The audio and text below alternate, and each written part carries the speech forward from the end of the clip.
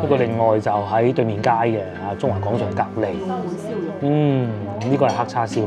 呢個仲有個澳門鮮牛嗰個手包相得益彰喎，一樣咁嘅喎，攞開少少呢個。哇！阿妹過嚟影相，阿妹。我炸醬先，一啲咁嘅辣，但係又唔算好辣嘅，好少。我哋廣東人都叫 BB 辣。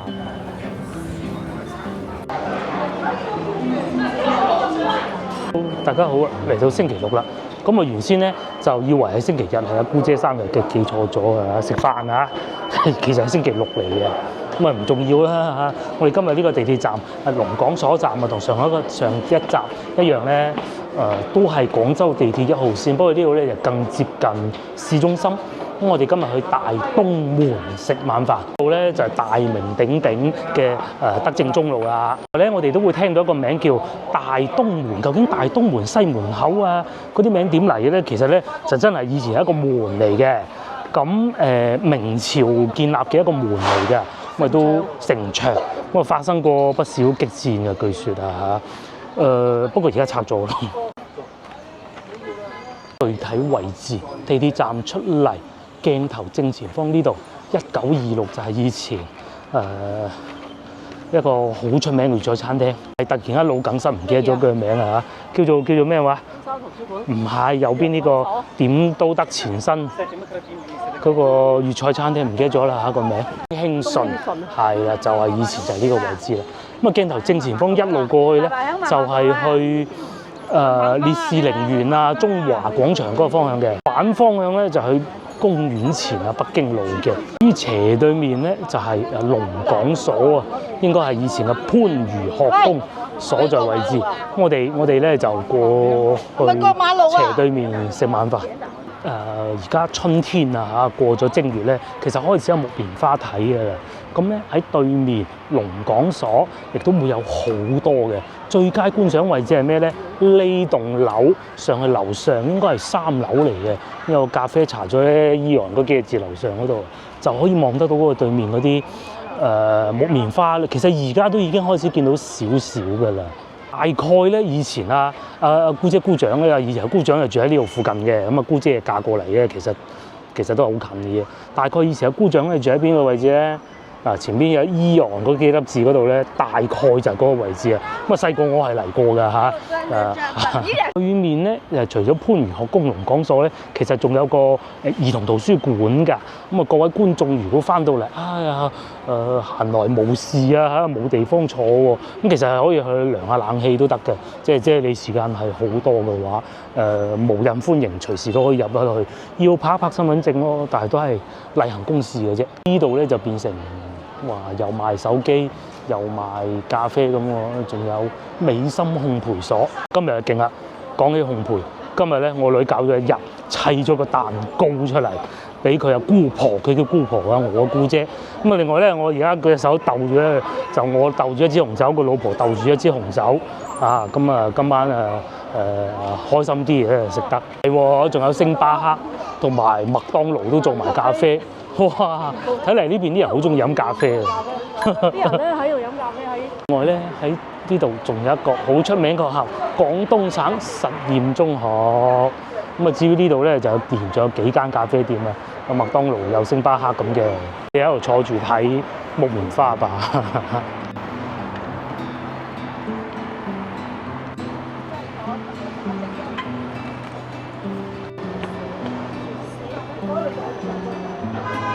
外邊行緊呢條路咧，其實我哋好少嚟。其實我哋都係去中山7、6、7、8多嘅啫。呢度咧，中山3路、中山4路交界，一路往西過去㗎嘛。以前係經常嚟呢度嘅。中華廣場啊，因為有一段時間中華廣場翻工啊，成日過嚟啊，老婆星期六日都係咁嘅。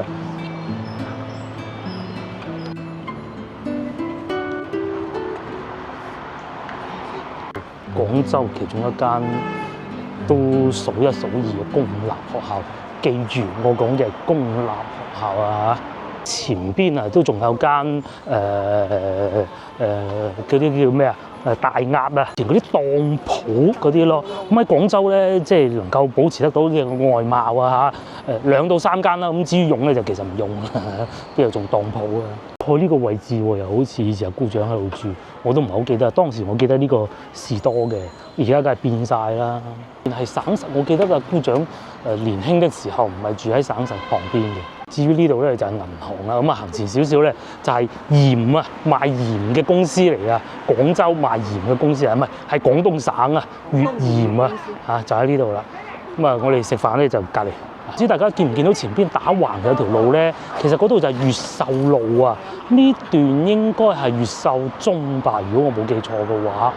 嗱，斜對面嗰度咪有大鴨咯，嗰間屋。咁咧呢度有一個大鴨，喺西門口又有一個嘅，而家變成乜嘢啊？變成咖啡店嗰後邊有咖啡店。我淨係東平啊，東平大鴨冇錯。咁啊，西門口都有一個嘅，喺辦公室裏嘅人係望住㗎啦。好多當鋪啊，廣州以前。咁啊喺華貴路都仲有一個嘅，即係個保留到個外貌，咁啊功能就冇咗㗎啦嚇。至於我哋今晚咧嗱，嗰度點樣中國銀行咧？就係嗰棟樓食晚飯啦，都好多年未嚟過啦。好多年之前嚟過呢度食一次團年飯啊，除夕夜啊。咁咧個女啱出世嗰年 ，BB 咁樣抱住嘅喎，喺呢度食喎。跟住食下咧，突然間要屙臭臭。個 BB 女啊，我哋個女啊，仲係 BB 嗰陣咧，就喺呢度好深印象嘅。不過係 BB 啊冇所謂嘅。至於而家表弟嗰女都讀小學嘅嚇。海寶酒家10大餐飲名店咁勁啊嚇！好多年啦，手工點心，不過今晚梗係唔食手工點心啦。又嚟眼花繚亂，獨餐擺時間，哇！即係今晚咧就可以食好啲啊嚇！菜以前呢個應該叫湯王嘅，不過好耐嘅事情啦嚇。嗱冇錯啊，湯王美食，咁啊乳鴿38蚊8，蓮藕煲49蚊8，都係啲家常菜喎。香煎香脆皮小糖菜，呢個仲勁啊！黑叉燒，呢個係幾好嘅對薯。檸檬酸菜西江骨魚，好特別喎嚇。同埋拼盤啦，雞啦，海寶靚嘅雞，56蚊半隻，都唔平喎。果木燒排骨，佢哋啲餸菜都幾有特色嚇。又或者湯啦，咁都係啲筵席啊嘅餸菜嚟，請客菜係咪可以咁理解？滑蛋基本上就係咁啦。老少咸宜啊，有平有貴啊。我理解嘅就係唔係淨係得啲大菜啊，幾百蚊啊，咕嚕骨啊48都有啊。呢個果汁豬扒5柳蛋都有32。嗱，第一個送上嚟咧，梗係無雞不成宴啦，真係急啊！上菜都，不過呢啲菜真係正常嘅，但係腎都齊晒嘅喎。同埋隻腳都黑腳嘅，幾靚隻雞，係嘛隻雞腳？呢個咧就勁係清湯羊，咁啊已經滾起㗎啦。但係咧呢個咧要阿倩姐姐嚟先得咯，我唔夠膽啊！係熄細咗個火嘅啦，已經 gas 爐，勁啊！阿姑姐又點呢個啊黑叉燒。呢度附近咧2間黑叉燒都好好食嘅，一個佢，一個另外就喺對面街嘅中華廣場隔離。呢個係黑叉燒，係下邊有個爐，但係好似冇着燈嘅。唔緊要咧。呢個仲有個澳門燒肉添，似乎咧仲有蝦啦、海蝦啊、沙蝦。嗱呢個勁啊！咁樣嘅喎，係咪澳門嘅做法咧？夾一夾擺喺自己度，係嘛？好脆。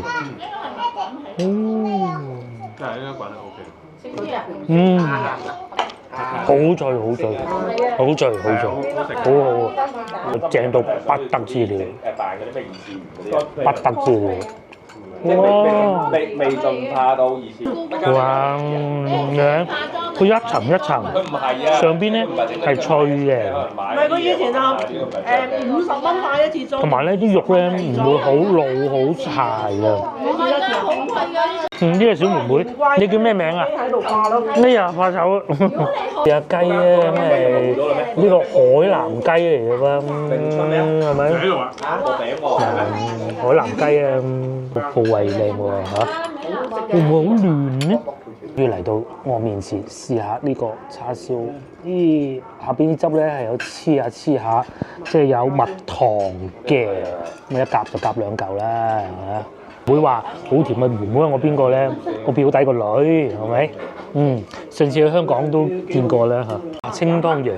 佢係有湯飲下。湯咁嘅喎，勁！我試下呢個先啦，哇，半肥瘦咁嘅喎嚇，有少少邪惡。真係好甜。嗱，佢外邊呢度咧冇先頭嗰個燒肉咁脆嘅，但係都好好。嚟仲有燒鵝添，好靚！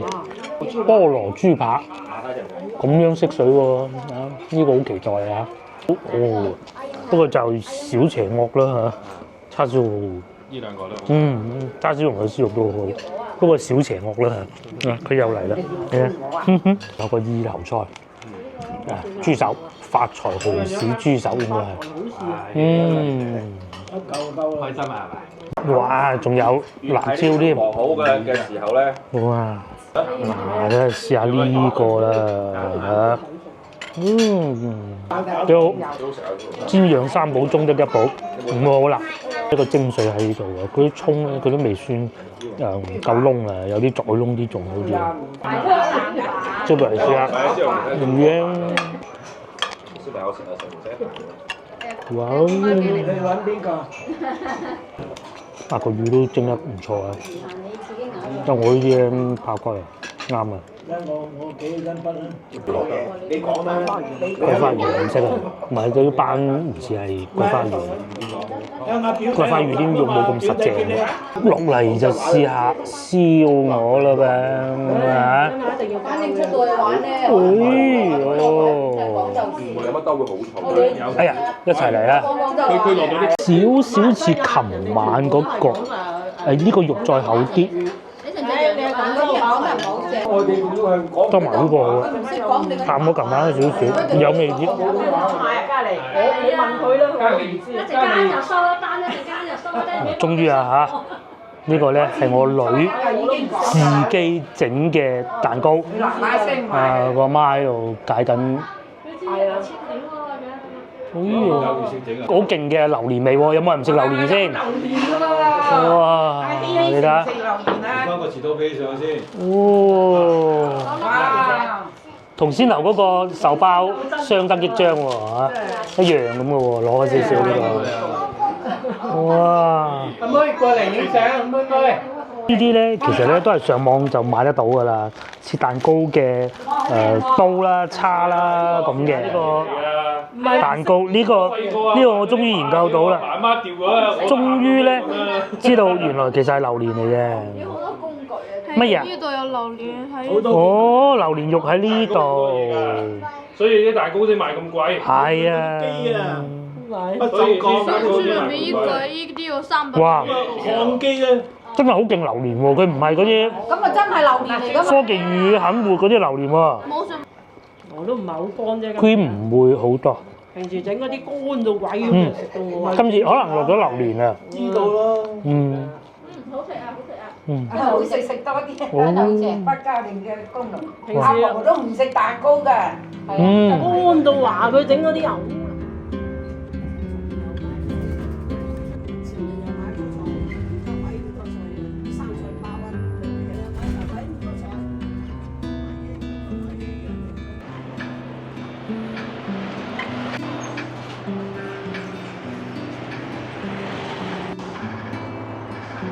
都又嚟到新嘅一日啦！而家朝頭早8點幾啊，哇，好鬼凍啊嚇！細個咧，我真係喺呢區大嘅。細個咧，我3歲嗰陣啊，都未夠高睇呢個。呢個係荷花池嚟嘅，我外公就抱住我喺呢度睇。咁每一次咧去完外公屋企嘅時候咧，我外公都會同我哋一齊走㗎，一齊落樓咁啊翻屋企，其實好鬼近嘅嗰幾步路。但係外公咧都會盡量令我睇到呢個荷花池咯。咁點解會咁咧？因為其實荷花池係一年四季都會有變化㗎嘛，唔係好似而家咁未有荷花啦，係咪？到春暖花開啊，開花嘅時候咧，又會有荷花嘅。之後咧，阿媽同阿舅父咧細個咧就係喺前邊嗰度讀小學，就喺鏡頭後邊嗰度讀中學。我姑丈啊、姑姐都係佢哋，因為以前咧，其實我之前都講過，因為佢哋以前唔似啊，而家交通方便，揾人拍拖，梗係可以揾得好遠啦。咁以前其實係會揾翻附近左右嘅啫嚇。咁啊，姑丈咧就住喺我哋。我或者咁講啊，嗰個叫中山三路啦。咁啊，跟住咧，我姑姐即係我哋咧就近嚇，唔係，但係近大概係中山五路咁上下啦。咁其實爭好近嘅啫嚇。咁啊，包括我自己都係，我媽係住喺呢度附近。細個嗰陣嚇，我哋係住中山，大概中山五路嗰度附近啦嚇，咁咯。以前咧呢棟樓啊未起好嘅，但係咩地方我都唔係好記得啦。而家勁啊！變咗東方文德廣場啊，裏邊都有餐廳嘅。咁同埋咧，再行前少少，大概咧有個的士轉出嚟嗰個位置咧，其實係廣州食雲吞麵最貴嘅地方嚟㗎嚇。即係地鋪啊，唔計5星級酒店最貴。於鏡頭呢一邊咧就係裱畫啊，要讀準啲啊，裱畫。前邊呢啲啊，當你有一幅好深愛嘅畫啊，未必一定要好貴啊，嗰個框裱起佢。擺喺屋企，各位海外觀眾啊，尤其係香港啊咁，海外難啲啦大嘅畫有大嘅畫處理，細嘅畫有細畫處理。我老豆以前都好中意搞呢啲，只不過搞得太多捧唔到價錢都唔平啊，講清楚先。咁喺呢度一直往前行，前邊轉右咧，就其實可以去到北京路嘅。咁喺呢度過去咧，就叫做工人文化宮，即係咩地方咧？以前我同老婆年輕嘅時候拍拖都會嚟呢度嘅睇電影啊！嗱，而家關咗門啦，市一宮電影院係咪都就係嗰度過去啦？咁如果而家咧都係可以睇到電影㗎，喺前邊往右轉就得㗎啦。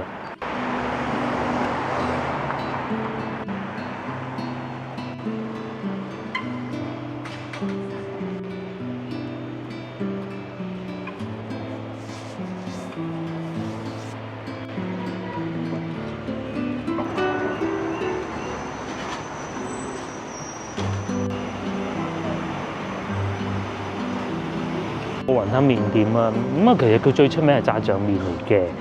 當然雲吞麵都唔錯啊！我想食炸醬麵加個淨雲吞。咁如果你話講到話喺北京路周邊咧，想揾一間好似正宗少少，但係又就算係連鎖都冇所謂嘅，咁我係會推薦翻呢間咯。講下具體位置，鏡頭正前方一路行過去，就係我哋經常都會拍攝嘅北京路，即係嗰個過馬路嗰度咧。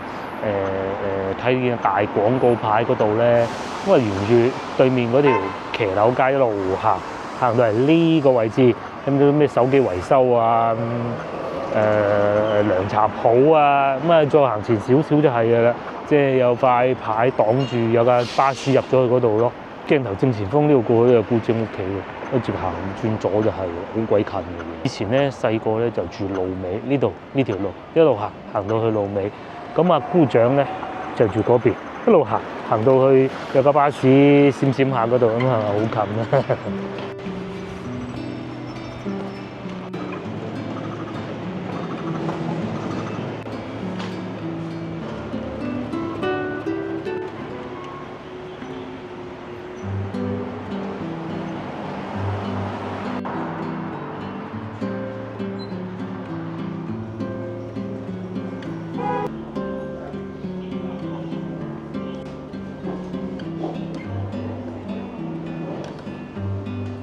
其實就到咗啦，真係傳統嘅傳統，老師傅即係老師傅。淨雲吞咧同個麵咧係分開上嘅，但係咧羹嘅方向咧都係一樣嘅，而且咧一擺低咧就啱好，係可以嗰個擺盤咁咯喎，好似個麵就喺客人身邊嘅，個雲吞咧就喺外邊嘅，俾個拉先得。個麵係咁嘅，佢唔係嗰種蛋麵啊，係呢種銀絲麵。咁啊，仲有牛腩撈麵咧，又或者係豬油麵可以選擇嘅豬油撈麵。咁啊，我揀咗呢一個。大家喜歡咧係可以試下個豬油撈麵，據說都係唔錯。炸醬麵咧係一定要咁樣黐埋先得噶嘛，一定係要咁嘅。講下個炸醬先，有啲啲咁多辣，但係又唔算好辣嘅，好少。我哋廣東人都叫 BB 辣啊，恰到好處。咁另外咧，如果你覺得唔夠咧，呢度仲有可以再加。麵底咧係呢種銀絲麵嚟嘅，但係佢又唔係死硬嗰種，我好怕嗰種嘅。其實嗰種咧，據我所知啊，佢係曬到乾晒嘅，先至去煮嘅，因為方便運送啊嘛，冇咁新鮮㗎，太硬嗰啲。因為以前我阿公都俾我食過啊，係啊。咁另外咧，所有撈麵咧必須要跟一碗例湯先至為之叫正宗。咁咧湯咧就必須係要有韭黃喺上邊先正宗，有啲咧就可以切到咁碎，有啲咧就可以長段少少都仲得。至於個湯例湯都係唔係好例嘅喎，佢必須係要用大地魚去熬製。咁啊而家咧有啲商戶咧用粉大地魚粉，咁其實我覺得都冇問題。咁因為其實佢唔係有另外一啲化學嘅東西加落去啊嘛。撈麵就唔會嘅嚇，但係咧如果你係食雲吞麵咧，其實正確咧係唔應該落菜嘅。喺間麵度唔落菜，最多係韭黃啫。甚至乎再過分少少韭菜都有可能，但係好少嘅。因為點解咧？落咗菜之後咧，佢味道就會發生變化。嗰啲麵嘅味又唔係麵嘅味啦，菜咧係好搶味嘅。嗰個雲吞味更加亦都發生變化，湯底發生變化，所有都係唔啱嘅。而嗰個雲吞嘅湯底咧，裏邊咧可以落蔬菜，但係通常都係落韭黃咁啊，韭菜都係真係好少嘅。韭菜咧都係嗰啲牛三星湯先會落韭菜嘅。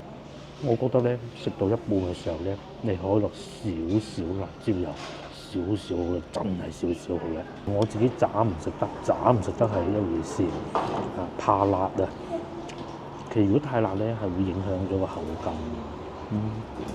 一切都係咁恰到好處嘅。話說咧，群組裏邊有觀眾，咁啊大概半年前到啦，啱啱喺美國翻嚟，一落機安頓好，佢應該住喺呢個附近酒店咯，我估。咁嚟呢度食咗個又係咁嘅套餐，咁叫唔叫多咗個油菜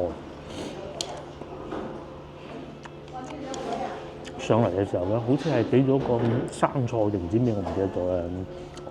大家要記住，翻到嚟廣州，至少廣州係啊，油菜咧其實個全稱咧叫時令油菜，即係話而家咩菜靚就俾乜嘢菜你啊。有可能會係生菜，亦都有可能菜心。當食咗麵之後咧，就到雲吞啦。其實咧，你食邊樣先咧都冇所謂嘅。你撈連嚟食又得，你先食炸醬又得，先食雲吞又得，冇所謂嘅。呢個習慣咧係會先食咗個撈麵先，尤其如果有撈麵嘅話，點解咧？撈麵咧擔心個會變乾，尤其而家天氣比較寒嘅。隻雲吞就係咁嘅，佢包得幾緊實嘅。其實咧呢一家佢哋嘅雲吞咧係冇咁容易散嘅，咁啊個粒肉咧其實都幾大啊，就冇話咁西關嗰啲咧，好西關嗰啲好傳統嗰啲咧，其實個粒肉係冇咁大，同埋嗰個尾呢部分咧真係好似一條金魚嘅，呢度咧肉就會多啲。咁佢裏邊嘅肉咧亦都唔係嗰種得到好爛。有少少肥中帶瘦咁，然之後有少少五香粉撈過咁嘅。大家睇上嗰一段嘅，唔錯啊嚇！呢度附近咧亦都會有好多古舊的建築物，譬如面前呢個玉大蠔啦。咁啊，老婆咧每一次經過咧都會講佢哋嘅祖先嚟到廣州咧，就係喺玉帶蠔落腳嘅。不過佢講嘅祖先嚟到廣州係1000年之前嘅事情。咁佢點知嘅咧？其實就喺番禺嗰度沙灣古鎮嗰度睇到嘅。眾所周知咧，我老婆係姓何嘅，咁佢係祖籍啊嚇，即係番禺河啊，姓何啊喺番禺嗰邊嘅，即係而家嘅番禺啊。咁啊，所以咧佢哋成日都會講話，以前咧一嚟到廣州啊，啲祖先落腳嘅就喺呢度附近啊。咁1000年前啦嚇。而家呢度就都算係廣州嘅核心啦。咁啊，大家翻到嚟廣州遊玩咧，絕不能錯過嘅地方。如果大家去到北京路想揾碗雲吞麵食下，其實先頭嗰間係唔錯㗎。咁當然啦，仲有斜對面嗰間嘅，大家應該都隱約見到係邊間㗎啦。嗰啲字，綠色嗰幾個字。咁你話好唔好？其實好㗎嚇，我必須要講清楚，真係好好嘅。我食過一次。好細緻，每樣嘢都做得，但個價錢就仲細緻。譬如先頭我食咗30蚊，嗰度食翻差唔多嘅3倍，係啊，成嚿水落樓嘅。落嚟去北京路行下啦嚇，喺前邊呢度往左轉就去得到北京路嘅啦。咁而家呢個時段啱過咗9點鐘，遊客就應該唔多嘅。我純粹帶大家行下咁解嘅啫。面前呢條路就叫做文明路，咁啊嗰邊係文德路，呢邊係文明路，好好記嘅。到咧你哋都會見到好多騎樓啦，咁啊同我哋之前喺文昌見過，又或者甚至乎馬來西亞都好咧。廣州嘅騎樓係會再闊啲嘅，係咪？闊好多嘅啲路。呢度已經係唔算係最闊㗎啦，有啲闊到係可以行車嘅。咁當然係唔會有車行啦。咁至於點解咁多鋪頭未開門咧？梗係未夠鐘咧，遊客都未到。我俾個建議大家，旅遊建議，都有好多觀眾問我，究竟如果喺呢度咧住咩酒店啊？第一個就成日講啊，之前喺地鐵站上邊嗰個法國酒店啦嚇，成千零一晚咁啊。大佛寺隔離嗰個都唔錯嘅，就係細啲咁解嘅啫。咁你可以喺嗰度住酒店，然之後過嚟呢度食個雲吞麵，非常好嘅體驗。飽飽咧，咁又可以喺呢啲巷仔度行下咁。通常咧廣州咧，好似面前呢啲巷咧係唔會冇路出嚟㗎，即係佢唔會係掘頭㗎，絕大多數啊嚇。有啲都掘頭嘅，睇下嗰啲路啊、嗰啲石啊、嗰啲麻石啊，其實咧呢啲喺深圳係揾唔到㗎，唔係深圳唔好，深圳係冇呢啲嘅。要喺內地咧大城市咧，真係只有廣州嘅。對面又有一個連鎖式茶樓啊，呢個開到好多啊，我屋企樓下都有一間。咁佢應該係24小時營業嘅。如果大家嚟到北京路又想飲下茶喎，咁其實我都覺得冇問題嘅呢個，係啊。不過我哋冇去咁解啫嘛。呢個都唔錯嘅，煎韭菜餃或者有牛肉火鍋店啦。咁早梗係冇開門㗎啦，好正常㗎嚇。即便如此咧，都仲有炭爐雞煲啦，都係未開門嘅。或者奶茶鋪啦，呢樣有遊客嘅喎。呢度有咩睇咧？反而早餐咧呢啲我就食得少啲啦。味道如何啊？唔算差，唔算差。但係如果同雲吞麵比咧，我就更喜歡雲吞麵。唔知大家認唔認？翻到嚟北京路遊玩要找尋美食又唔好俾遊客感覺咧，就真係只有呢條路㗎啦嚇。好似呢個咁，其實都唔係咁難以接受㗎嚇。咁除咗呢度咧，仲有惠福東路都係得嘅。又或者呢個上次經過呢度都有飲茶喎，朝頭早7點鐘就有飲茶食大包。你睇下對面上次都講過嘅消防局啦，舊消防局啦，係中國最舊嘅消防局，現代化消防局啊。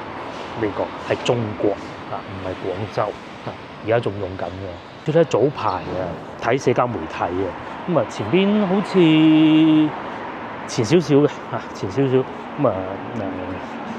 火燭方便啦喺度即刻揸車過去就可以滅到火。嗰度都唔算近。我曾經見過一次，就喺消防局門口行出少少咧，39中對面嗰度咧，咁啊火燭喎，車都唔使出，係啊，我見過一次，好似係煤氣泄漏，咁啊消防員就過去噴住水先咁咯，嗰種嘢。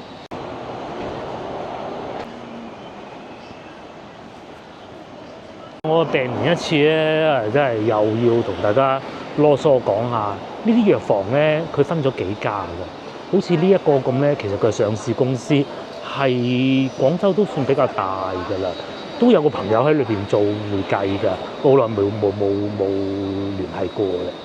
咁佢咁樣嘅，佢有分兩種嘅。第一種咧就係你要處方藥，咁但係其實係好多時候都用唔到㗎，因為嗰啲藥係唔會俾佢擺喺度賣嘅，有啲可能含麻黃鹼嘅藥啊咁。咁第二種咧就係應急嘅咧，肚痛啊咩嗰啲咩藿香正氣丸啊嗰啲咧，成支食晒都食唔死人嗰種咧。咁啊佢呢度咧，你同問阿醫師問一問，阿醫師咧係有牌嘅，佢哋係要考㗎。咁啊就知道嗰樣嘢啊食到對腸胃好嘅，咁佢就會推薦俾你啦。如果有少少頭暈身興，都不妨嚟呢度攞少少藥傍下身用乜嘢支付方式都得嘅，唔係一定要有社保卡先得嘅嚇。時候食得好嘢多啊，飽飽滯滯啊，買啲健胃消食丸啊嗰啲唔需要處方㗎，唔需要處方㗎。我都開得俾你嘅，名都唔使簽咁滯嘅，而且嗰啲食得多都冇乜問題啊。麻黃鹼嗰啲就唔得咯。另外一個咧，咪就係美團買藥咯。嗱，右上角看病買藥，咪喺度揾你要嘅藥咯。譬如話腸胃消化咁，係咪？咁你咪揀咯。喺呢度出現得嘅咧，都唔需要處方㗎，必須要講明先。呢啲咁樣3-9胃、太過胃有少少唔舒服啊，諸如此類啊咁甚至乎咧，佢仲可以問診㗎。便秘咁，哎呀嘅便秘、消化不良咁，呢啲邊有鬼喺度使處方啊喇叭正露丸咁都仲要處方，笑死人咩？咁佢咧係有寫埋嘅，譬如好似呢度咁，你可以揀唔同嘅藥房送俾你。嗱，咁係咪叫咗健民啦？健民咪就係國企啦，係嘛？廣藥集團咯。譬如有大森林咁咪先頭我哋見到嗰個咯，係咪？咁佢仲有好多嘅。有啲咧就要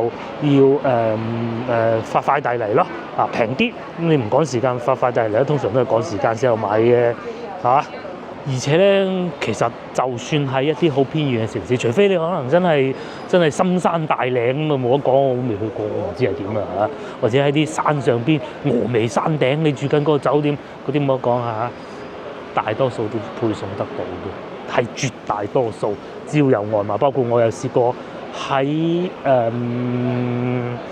喺長沙我有買過嘅就唔係急唔記得帶個追藥，不如買支啦，咁好快送到㗎啦，係啊，唔需要擔心嘅。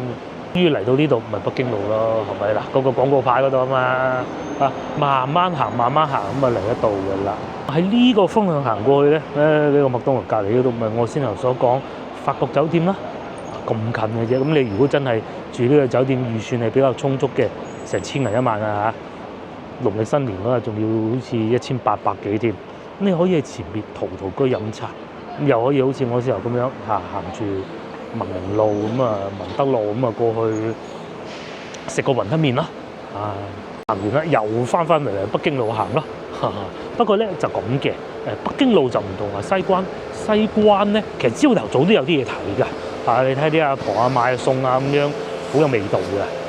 咁但係咧，如果北京路咧，其實朝頭早冇咩嘢行嘅啫。呢個時間咧冇㗎，係啊，冇話嗰啲好多遊客啊，我哋淨係睇下都興奮嗰種都冇，係冇嘅。認為最佳選擇，如果朝頭早咧，一個就飲茶，第二個咧睇你中唔中意坐船咯。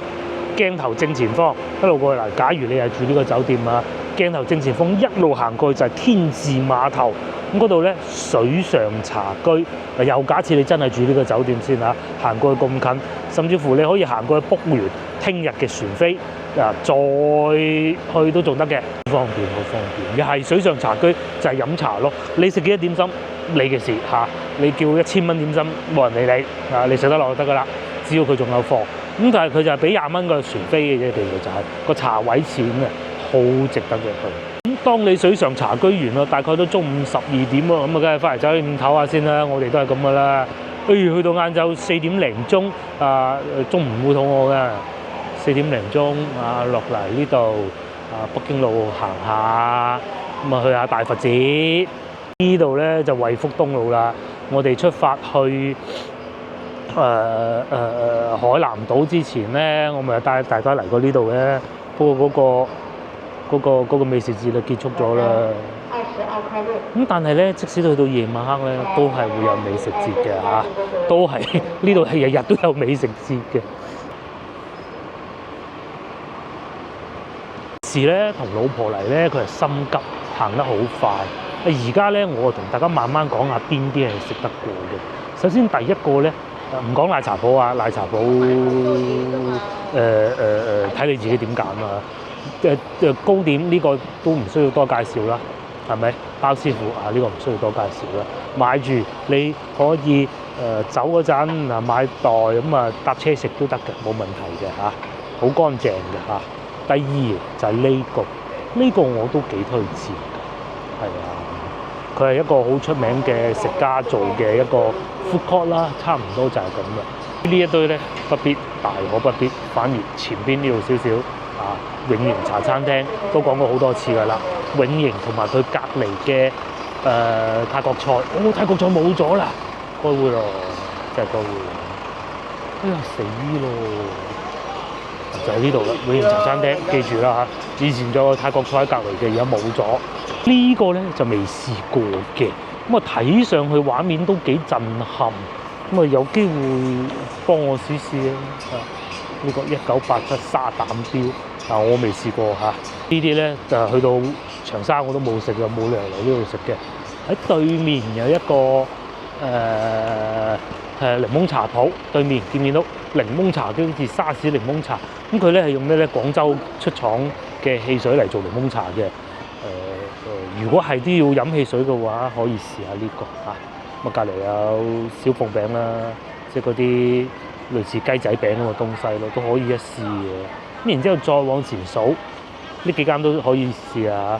明記甜品裏邊都有雲吞麵食嘅，我唔知依間有冇啦，但係明記甜品係有嘅，咪冇咪銀記腸粉咯，閃乜嗰度呢一堆咧，我係唔會揀嘅，我唔係話佢難食總之就係我係唔會揀嘅。OK， 有一個推薦好隱蔽嘅，呢度個洗手間好隱蔽，冰糖葫蘆嗰個字行上去係有一個洗手間。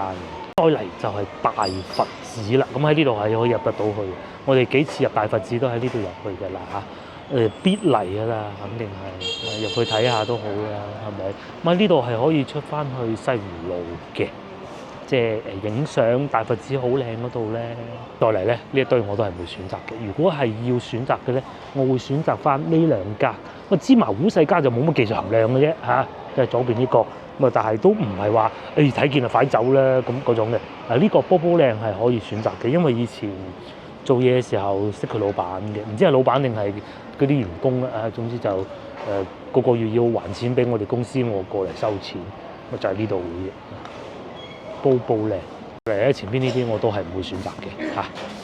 再嚟會選擇嘅咧就係呢家，上次都講過㗎啦，就係呢個魚蛋粉啊。雖然佢肯定唔算係最好食嘅但係我會選擇。你突然間好想食魚蛋粉，又或者突然間好肚餓，人太多揾唔到座位，你都唔知點辦好啦呢個係可以食得過。甚至乎朝頭早想食個粉麵喎，咁都可以㗎唔難食㗎，因為連鎖式經營唔會差得去邊嘅啫。咁至於呢一堆我都係唔會選擇嘅。呢度人信老鋪，雖然係連鎖式經營，佢係會用嗰啲膠嘅餐具㗎啦，冇辦法咁但係都可以接受得到，就係呢個人信老鋪。咁再嚟咧，再往前行少少，大頭蝦。如果咧你見到唔多人，你又想食越南菜都唔知點解咧，就可以試下呢、個OK 正宗㗎，但係咧裏邊坐得一啲都唔算舒服，好逼傑嘅。如果你唔介意，可以選擇呢、個。然之後再往前行咧，都仲有幾間第一個就係華輝拉腸啦就算係身體唔舒服都可以一試。咧好似我咁啊，食得飽飽滯滯，咁但係你唔食嘢又唔得嘅喎，咁點辦咧？華輝拉腸因為我都試過唔舒服，去華輝拉腸食都幾舒服嘅，仲要都係呢間華輝拉腸添。咁至於其他咧，我就未試過啦，我亦都唔會選擇嘅。咁最後咧就行到路尾啦，就有兩間，一個就煲仔飯，永遠都冇位嘅，咁冇辦法㗎啦嚇。煲仔飯對面仲有一個飯對面咧，仲有一個我由細食到大，以前公司做嘢啲阿姐帶我去食嘅富林粵菜飯店，係啊，咁我從幾時開始食咧？96、97到啦，係差唔多咁上下。唔係 sorry， 06、07到啦，係啊。咁基本上就係喺惠福東路嘅推薦，同埋或者叫北京路周邊嘅美食推薦就咁多處啦嚇。咁下次再帶大家慢慢睇。仲有呢個，平時同老婆行過都係匆匆而過，都係唔會選擇嘅。阿婆已經退休。